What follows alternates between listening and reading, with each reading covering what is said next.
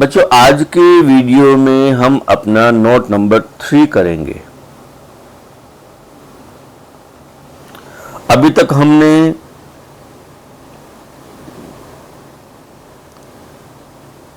जीवी कैलकुलेट करना सीख लिया और एमटी कैलकुलेट करना सीख लिया, और जब जीएवी में से हम एमटी माइनस करते हैं हमें प्राप्त होता है एवी, एनुअल वैल्यू।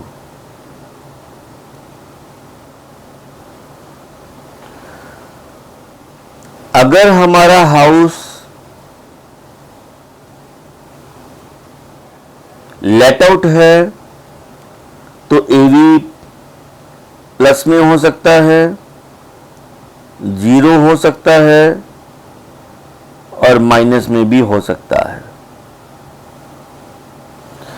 अगर हमारा हाउस सेल्फ ऑक्यूपाइड है तो एवी सदा ही 0 ही होगा। अगर हमारा हाउस लेट आउट स्पेशल है तो भी एवी 0 ही होगा। अब इनकम फ्रॉम हाउस प्रॉपर्टी में डिडक्शन नंबर 2 जो हमारा नोट 3 है, ये है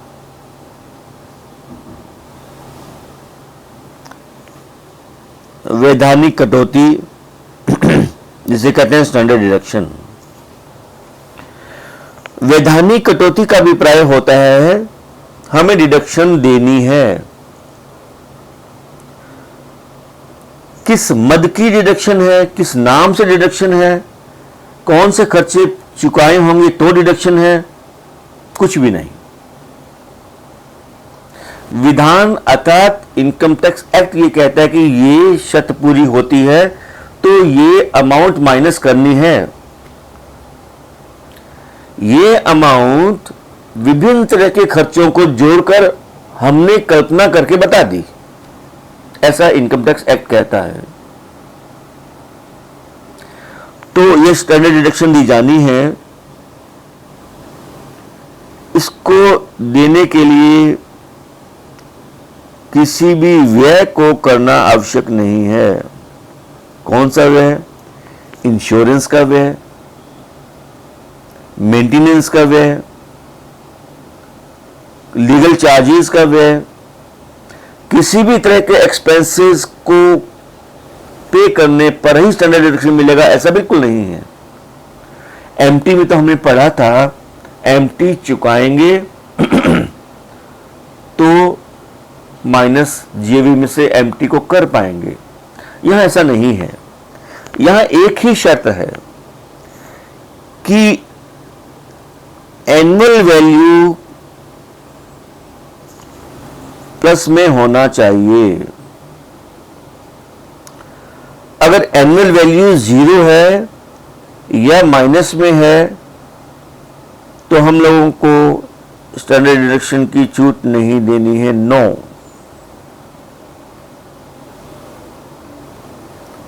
स्टैंडर्ड डिडक्शन होगा एवी का 30%। फिक्स है ये फॉर्मूला।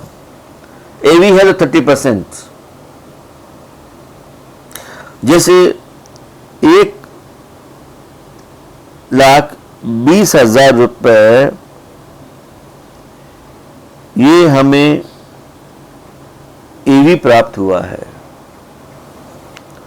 तो स्टैंडर्ड डिडक्शन कितना होगा?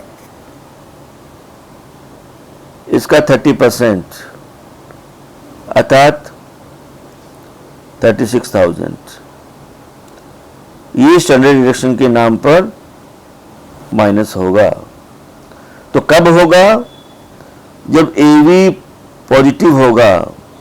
सीधा सा मतलब है कि सेल्फ ऑक्यूपाइड में यह छूट नो, लेट आउट स्पेशल में यह छूट 9 और लेट आउट नॉर्मल में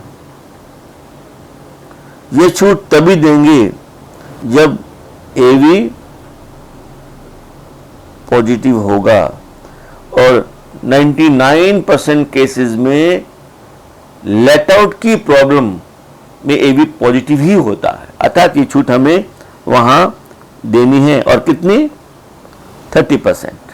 ये छोटा सा ही पॉइंट था। अब हम सबसे इंपॉर्टेंट और सबसे ज्यादा डिस्कस किए जाने वाले पॉइंट पर आते हैं। ये है interest on loan. Interest on loan की छूट मिलेगी ही मिलेगी, चाहे वह सेल्फ ऑक्यूपाइड हो, लेट आउट नॉर्मल हो। परंतु लेट आउट स्पेशल होती है, उसको छूट नहीं देते। सेल्फ हो तो छूट मिलेगी, लेट आउट हो तो छूट मिलेगी। हम इन दोनों के बारे में एक एक करके पढ़ेंगे। और मैं पहले बाद का वीडियो पढ़ता हूं, फिर उसके बाद इस वीडियो पर आता हूं। इंटरेस्ट ऑन लोन, यह डिडक्शन केवल let out and self occupied house property दोनों को ही मिलती है, स्पेशल को नहीं। देखो, एसटी हमने दोनों को नहीं दिया था, एमटी हमने दोनों को नहीं दिया था, यानी municipal tax standard deduction. SG और एमटी दोनों को नहीं दिया था। एमटी तो मिलता है ऑलवेज लेट आउट को, और एसडी तभी मिलता है जब एवी पॉजिटिव हो और वो स्टैंडर्ड डिडक्शन की छूट कैलकुलेट होती है केवल लेट आउट हाउस प्रॉपर्टी में। यहां ऐसी बात नहीं है। यहां interest on loan self let out को भी मिलेगा और सेल्फ ऑक्यूपाइड को मिलेगा। ये यहां की नई बात है, दे आधार पे मिलती है, चुकाया हो न चुकाया। अब यहां एमटी से जस्ट अपोजिट, एमटी के बारे में पढ़ा था, करंट प्रीवियस ईयर में पेड होना चाहिए तो भी छूट मिलेगी। और इंटरेस्ट ऑन लोन के बारे में बात अलग हो गई, करंट प्रीवियस ईयर का होना चाहिए बस, पेड हो या ना हो। एमटी से अपोजिट, एमटी कहता है करंट प्रीवियस ईयर का हो या ना हो, परंतु करंट प्रीवियस ईयर में पेड होना चाहिए। इंटरेस्ट ऑन लोन कहता है कि करंट प्रीवियस ईयर का होना चाहिए, पेड हो या ना हो इंपॉर्टेंट नहीं है। दोनों की बातें कितनी अलग हो गई है। तो ड्यू बेसिस भी मिलती है, अर्थात यहां मर्केंटाइल सिस्टम चलता है, जैसा मैंने अपने पहले के वीडियो में एक्सप्लेन किया था। एक्चुअल पेमेंट हो या ना हो। सबसे पहले हम लोग लेते हैं लेट आउट हाउस प्रॉपर्टी के संबंध में, इसका अच्छे से अभ्यास करेंगे, फिर हम अपने अगले वीडियो में जाएंगे। यह लोन क्यों लिया जाता है? यह लोन लिया जाता है हाउस बनाने में, दोबारा बनाने में, रेनोवेशन में, रिपेयरिंग करने के लिए, परचेज करने के लिए। और एक नई बात, हमने हाउस के संबंध में कोई पहले लोन लिया था, उसको पे करने के लिए फिर लोन लिया है। ये तब होता है जब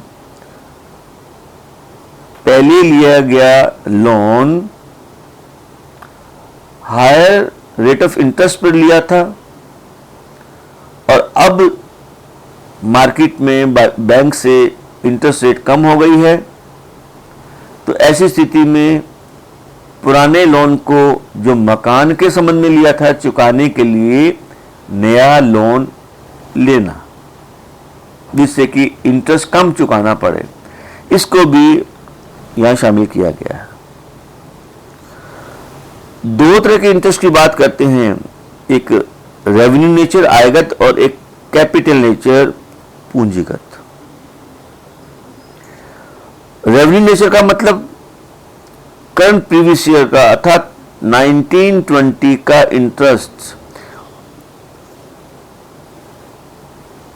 इसकी कैलकुलेशन हम लोग ये ध्यान में रख के करेंगे कि 2019-20 में कितना लोन हाउस पर लिया था जब भी चुकाना बचा है, शेष है। अगर मान लीजिए 1 अप्रैल को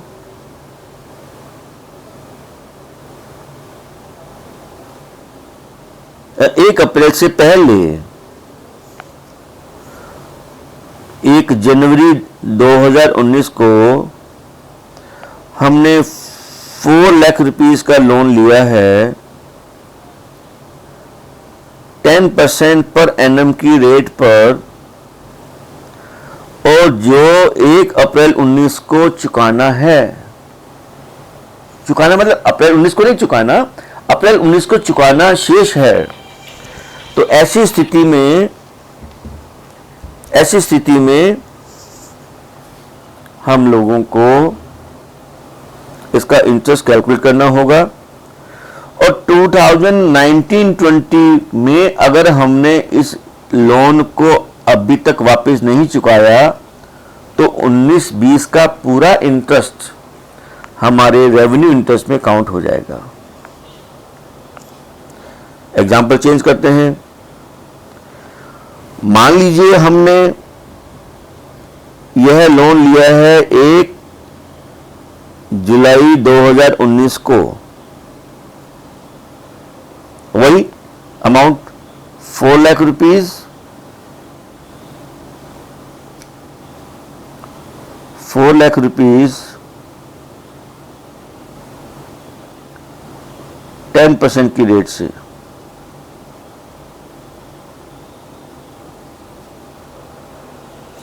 1 जुलाई 19 को लिया है और हमने 1920 में लोन का रीपेमेंट नहीं किया, इंटरेस्ट कितना होना चाहिए? आपने इंटरेस्ट का फॉर्मूला पढ़ा ही है, मूलधन इसको कहते हैं प्रिंसिपल अमाउंट, ब्याज दर इंटू रेट ऑफ इंटरेस्ट, और अवधि यानी पीरियड अपॉन 100। अगर पीरियड मंथ्स में लिया है तो अपॉन 12 होगा, अगर पीरियड ईयर में लिया है तो अपॉन 12 की बात नहीं होगी, रेट परसेंट में होता है। ये सभी जगह ये फॉर्मूला काम आएगा ही। तो हमारे इस एग्जाम्पल में प्रिंसिपल अमाउंट तो 4 लाख हो गई, रेट ऑफ इंटरेस्ट 10% हो गया। अब हमने जो इंटरेस्ट कैलकुलेट करना है वो 1920 में कैलकुलेट करना है, 1920 का कैलकुलेट करना है। अगर 1 जुलाई 19 को लोन लिया है तो इस लोन के संबंध में 1 जुलाई 19 से लेकर 31 मार्च 2020 अर्थात जुलाई, अगस्त, सितंबर, अक्टूबर, नवंबर, दिसंबर, जनवरी, फरवरी, मार्च ओनली फॉर 9 मंथ्स का रेंट ही हम लोग लेंगे।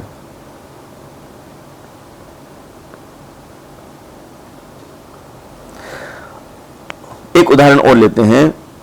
मान लीजिए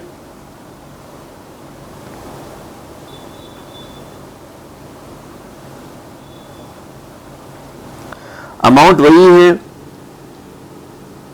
5 लाख रुपीस,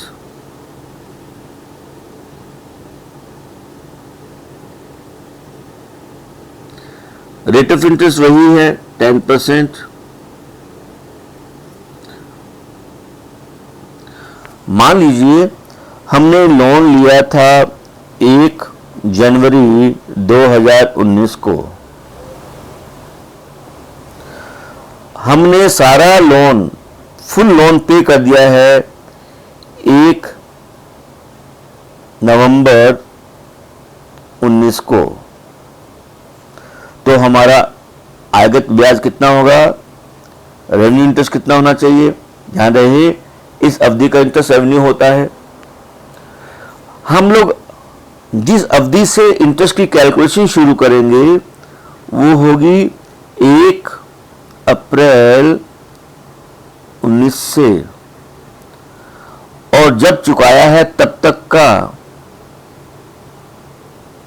अर्थात अप्रैल, मई, जून, जुलाई, अगस्त, सितंबर, अक्टूबर, नवंबर नहीं लेंगे, 1 तारीख को चुकाया है, अक्टूबर तक लेंगे, अर्थात जुलाई, अगस्त, सितंबर, अक्टूबर, अप्रैल, मई, जून, जुलाई, अगस्त, सितंबर, अक्टूबर, 7 मंथ्स का इंटरेस्ट। तो इस रेवेन्यू नेचर इंटरेस्ट कैलकुलेट करने के लिए प्रिंसिपल अमाउंट मूलधन हुआ 5 लाख रुपए, रेट ऑफ इंटरेस्ट ये हुआ 10% और अवधि हुई 7 मंथ्स। तो हमारा फॉर्मूला लगेगा 5 लाख इंटू 10% इंटू 7/12, ये रेवेन्यू नेचर इंटरेस्ट बनेगा। हम एक एग्जांपल और लेते हैं।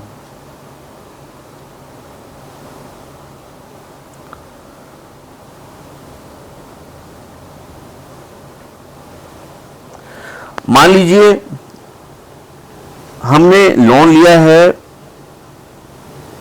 1 जनवरी 2019 को,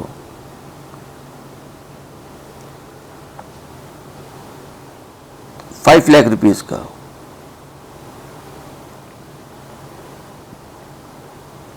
%10 की रेट से, और 1 अगस्त 2019 को हमने एक बार फिर लोन ले लिया। अब हमने लिया है ₹4 लाख का।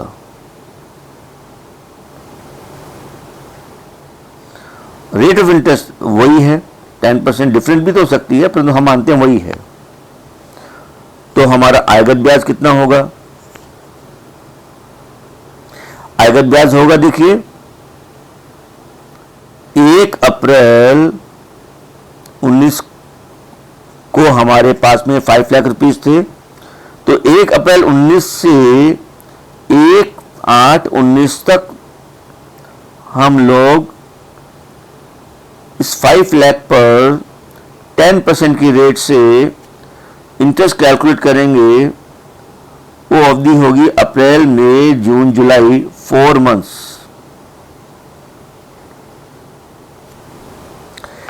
1 अगस्त 19 से 31 मार्च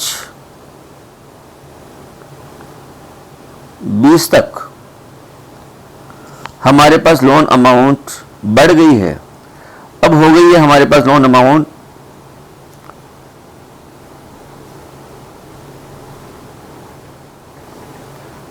₹5 lakh plus 4 lakh equal to 9 lakh. अब हमारे पास लोन अमाउंट हो गई 9 लाख, रेट ऑफ इंटरेस्ट वही है 10%। तो इस 9 लाख रुपीस पर अब हम कैलकुलेट करेंगे अगस्त से लेकर मार्च, 8, 9, 10, 11, 12, 1, 2, 3 अर्थात 8 मंथ्स का इंटरेस्ट। ये होगा हमारा आयगत ब्याज, रेवेन्यू इंटरेस्ट। इस प्रकार से कैलकुलेट किया जाता है। कुछ बातें इस वीडियो की मैं आपको इस वीडियो के